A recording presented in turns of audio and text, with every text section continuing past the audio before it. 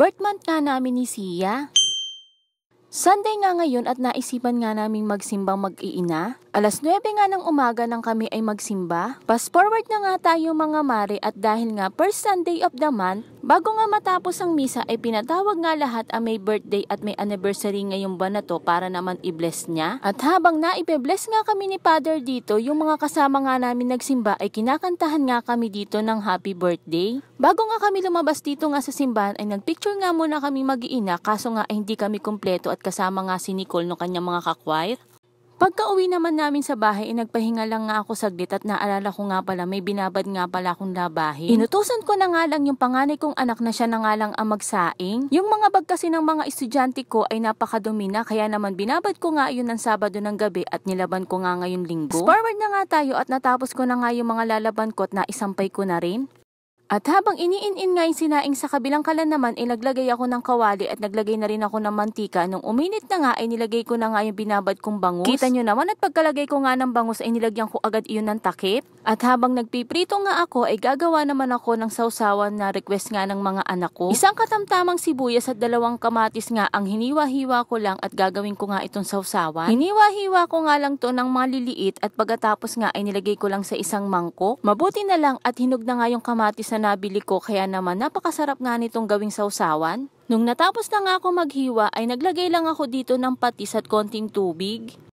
Fast forward na nga tayo mga mare at naprito ko na nga yung mga bangus at eto na nga yung lahat ng ulam namin. Meron nga kami din konting pansit dito at yung natirang ang ulam kaninang umaga na itlog at tuyo. Tinawag ko na nga din yung mga anak ko at ang sabi ko nga ay kakain na rin kami. Kami nga lang palang mag-iina ang nandito nga sa bahay at wala nga si nanay at pumunta nga ng bayan para nga bumili ng maintenance siyang gamot. O siya mga mare, kain po tayo. Thank you Lord for the blessing. Dito na nga lang kami kumain nga ni Sia sa may sala at naiinitan nga ako doon sa may dining area nga ni nanay. Kapag ganito nga ang ulam namin ay talaga naman nagkakamay na nga lang ako. Binigyan ko nga ng sariling plato nga dyan si Sia kaso nga ay ayaw niya kumain mag-isa kaya naman sinusubuan ko na lang din siya. Natapos na nga ang 1 linggong bakasyon at Lunes nga ngayon kaya naman balik eskwelahan na naman ang mga estudyante. Balik duty na naman nga tayo sa paghahatid nga ng pagkain sa tanghalian sa kanila. Bumili nga lang ako ng konting karne at pinahiwa ko na nga rin ito ng maliliit. Pinakuluan ko nga lang ito at ito nga ang isasahog ko nga dun sa gulay na lulutuin ko ngayon. Nung okay na nga yung karne ay nilagay ko nga lang siya sa isang tabi at nagisa na nga ako dito ng bawang at sibuyas. Minsan nga tayong mga nanay ay talaga naman namumblema nga tayo sa araw-araw na lulutuin nating ulam para sa mga anak natin. Tapos nga ay may magkakapatid pa nga talaga na hindi nga sila pare-parehas ng gusto ng ulam. Nagpapasalamat nga ako at eto nga mga anak ko ay hindi naman mga masiselan sa ulam. Kumakain naman sila ng gulay pero hindi naman lahat ng gulay ay kinakain nila. Ang importante doon ay kumakain pa din sila ng gulay. Pagkagisa nga ng bawang at sibuyas ay sinama ko na nga rin dito yung karne na naluto nga kanina. Hindi ko pa talagang makalimutan ilagay nga itong kamatis. Buti na lang talaga at nakita ko agad kaya naman nilagay ko na rin. Gigisahin nga lang natin ng mabuti itong ang kamatis. Pagkatapos nga ay maglalagay na nga ako dito ng toyo. Pinakulo ko nga lang ng konti ito at tapos nga ay naglagay na nga ako dito ng tubig para naman lumambot nga yung karne. Nung lumambot na nga yung mga karne ay nilagay ko na nga dito yung mga sitaw. Mekos-mekos lang natin yan at lutuin lang natin tong mga sitaw ng mga 5 minuto. Kung gusto nyo naman na medyo nga madaming sabaw ay pwede nyo pang dagdagan ng tubig ito. Na rin nga pala ako naglagay dito ng suka dahil nga may kamatis akong nilagay dito. Takpan ko na nga din ito para nga mabilis nga lumambot yung mga sitaw.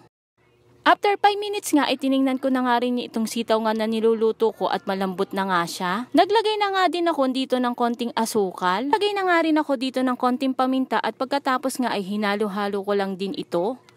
Tinikman ko na nga rin ito at okay naman na nga sa panlasa ko kaya naman eto na nga at luto na nga ang adobong sitaw. Naayos ko na nga yung mga pagkain na dadalhin nga sa school kaya naman ako nga ay paalis na nito kaso nga ay may bata nga sumasama sa akin. Pinapasok ko nga ulit sa bahay kasi nga hindi ko siya pwedeng isama. At eto namang mga lunch bag ng mga kapatid niya ay nilaban ko kaya naman hindi ko nga nalagyan ng pangalan. Ang ending nga ay hindi ko nga to pwedeng iwanan dun nga sa may lamesa kaya naman ay mag-aantay na nga lang ako na lumabas nga yung 2 anak ko. Pauwi na nga din ako nito sa amin pero nga dumaan nga muna ako dito sa may tindahan at ibibili ko nga lang yung batang maliit nito ngang ice cream. Pagpasok ko nga dito nga sa amin ay tinawag ko nga agad siya at inabot ko nga agad nga sa kanya itong ice cream at tuwan-tuwa naman siya. Kahapon pa nga siya humihingi nga sa akin ng ice cream. Ewan ko ba dito nga sa batang ito. Minsan nga ay kung ano-ano na lang ang hinihingi talaga sa akin. At kung nakaabot ka nga dito sa pinakadulo ay maraming salamat po. Please like and follow na lang po ng page ko. At kung nagustuhan nyo po itong video ko ay pakishare na rin po. O siya, hanggang dito na lang muna. See you on my next vlog. Bye-bye.